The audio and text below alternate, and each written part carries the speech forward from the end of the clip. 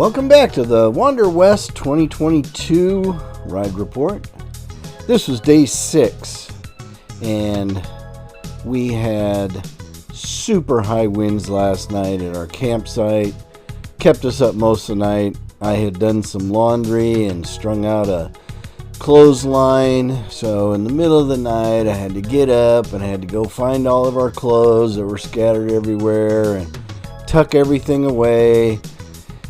And the wind just kept blowing and blowing, so neither one of us got much sleep, and we were pretty fatigued in the morning. We just decided to give up, get done, and hit the road. So we had that beautiful ride along the Snake River, which was nice because it was all graded gravel, so it gave us a little relief there. And anyway, then we hit some asphalt. We picked up the pace a little bit and enjoyed the ride.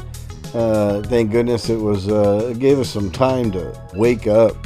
We were dragging pretty good. So once it got into the twisties, though, it turned really nice, and it was much more enjoyable as the day progressed on.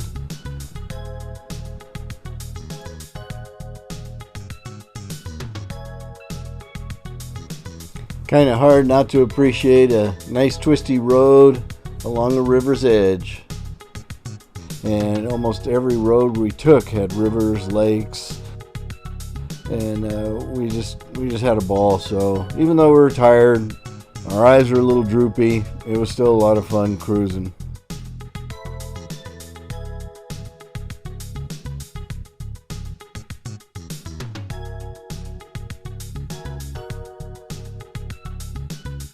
We rolled into Pine Creek, kind of a nice little stop here at Scotty's, and just grabbed a little something to eat and drink down, and try to suck up some Mountain Dew, get a little jolt out of that, and just to try to wake our bodies up a little bit. It's a cute little place, lots of knickknacks. And as we found out, donuts and ice cream. Yay. So once we got back on the road, we hit more of this nice graded gravel roads, which was welcome today. I just couldn't do much more than this, and we had miles and miles and miles of this.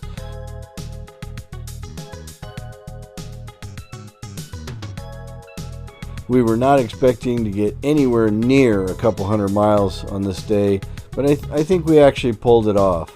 As the roads were nice and easy and fairly smooth, we ended up kind of kicking it a little bit, and we did pretty good. We made a few stops here and there, so it was a really nice ride.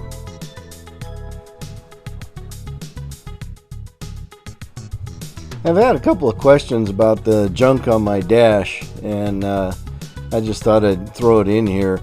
The big round dial on the right side of the display is just a tire pressure monitor, and the little display on my right hand mirror base is the monitor for my Sony Action Cam. Other than that, it's just my phone and trail tech. So didn't have that much electronic junk, but sure needed what I had.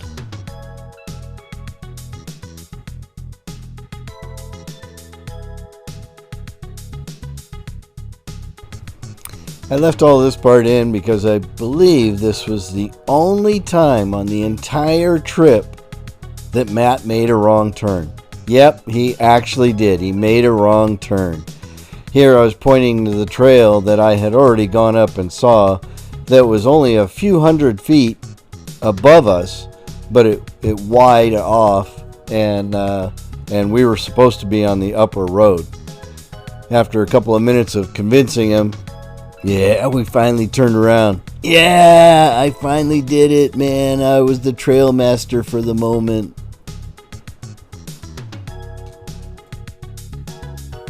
Here you go, Matt. Follow me. I got this. Ha ha.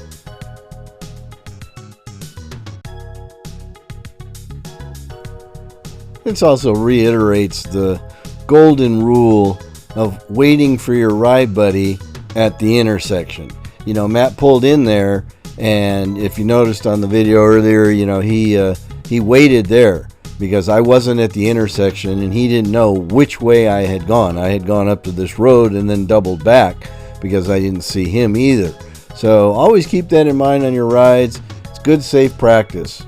Wait at the intersection if your ride buddy isn't right next to you.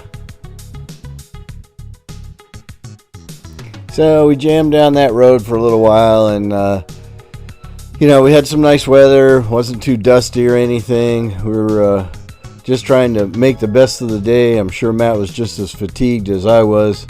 Came into this really pretty reservoir and took another little break. The wind was blowing, and if you'll notice in Matt's pictures that he posted above, the lake has an awful lot of pollen all over the edges, and it was really starting to make my sinuses fill up and stuff. But hey, we needed a break and it was there, so no problem. Had a little bit of snacks and some walking around.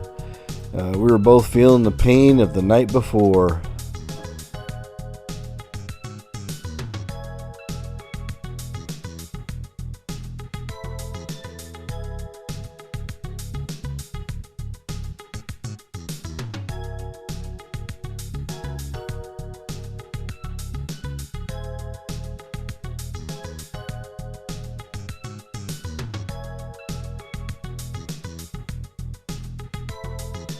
Well, we rolled into McCall, and kind of a cute little town.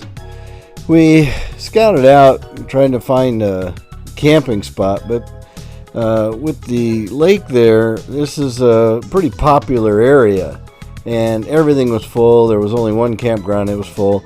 All the other places were all RV places. They didn't allow tents and all that, and we ended up at the McCall RV park.